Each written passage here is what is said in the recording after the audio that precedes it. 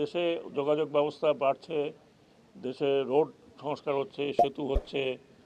এক সময় যারা আপনারা দেখেন নাই, আমরা যারা ছোট ছিলাম তখন স্টিমার চলতো।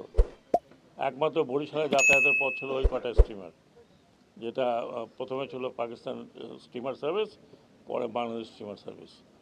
আমরা কখনো চিন্তা করিনি যে এরকম লঞ্চ হবে আর আমাদের জীবদ্দশা এগুলো দেখবো। তো এখন তো এটা হচ্ছে। এখন হয়তো কয়েকদিন পরে আপনি দেখবেন যে বরিশালে স্পিড বোটে লোক আসছে, বড় স্পিড বোটে।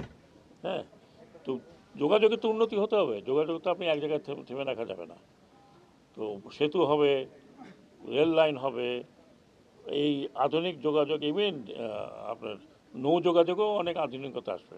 বিশ্বের সব জায়গায় আছে না, নৌ যোগাযোগ তো আছে, সেখানে আধুনিকতা আছে। তো কাজে হতাশ হওয়ার কোনো কারণ নেই।